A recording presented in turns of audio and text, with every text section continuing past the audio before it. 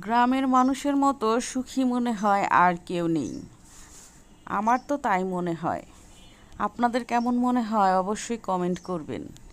কারণ এই যে দেখতে পাচ্ছেন চালের ওপরে সবুজ শাকসবজি লাগানো আছে। এটা হচ্ছে কুমড়া গাছ। আমার ছোট ভাইয়ের বউ এই গাছ লাগিয়েছে।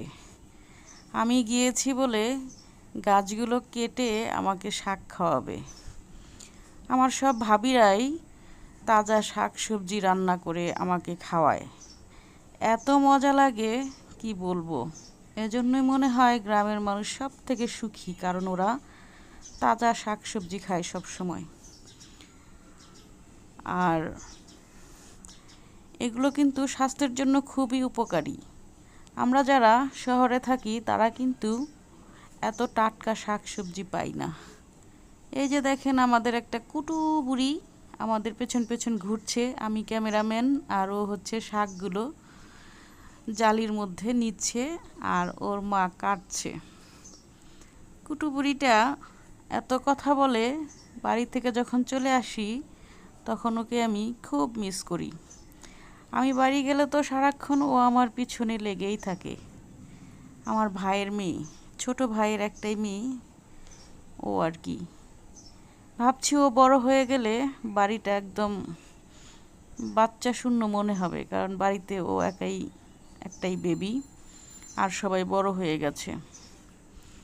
যাই হোক, আমি তো বাড়িতে গেলে গরু ছাগলের মতো শাকসবজি খাই আর কি বলতে পারেন, কারণ ঢাকাতে এত মজার শাকসবজি পাই না। আমি তো ভেবেছি গ্রামে গেলে অবশ্যই শাকসবজি চাষ করব, নিজেরটা নিজেই যেন খেতে পারি, এতটুকু হলেই চলবে।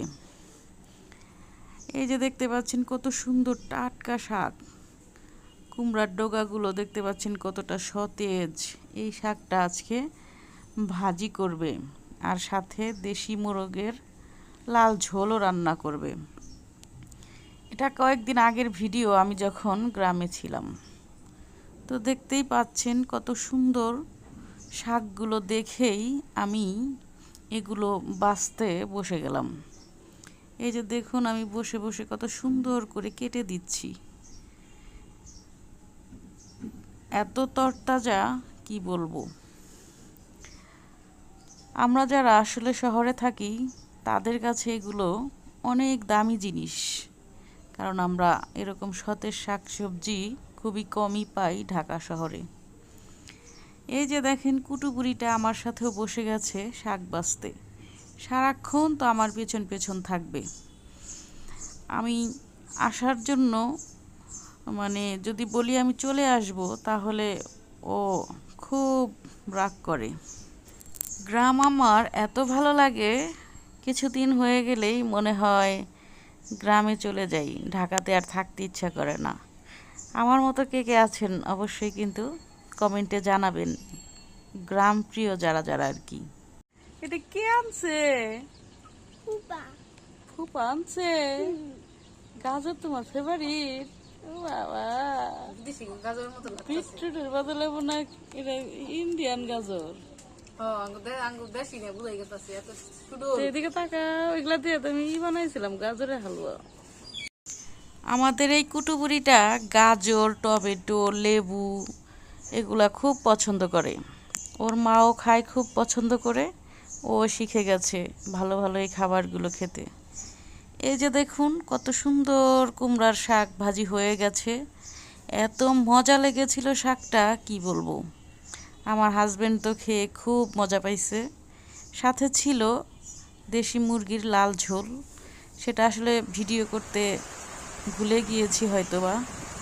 তারপর বিকেলবেলা বৃষ্টি হয়েছিল, টিনের চালে বৃষ্টির শব্দ শুনতে শুনতে আমরা 100 খেলেছিলাম বাড়ির বাচ্চারা সবাই মিলে। খুব ভালো লাগে গ্রামে গেলে। কি সুন্দর লাগছে গো, ডায়মন্ডের মতো না লাগে? হ্যাঁ, কি সুন্দর লাগে তোমার হাতে। হ্যাঁ, দেখছে তোমার ফুফা তোমার কত ভালোবাসা জানো? তুমি কি জানো তা?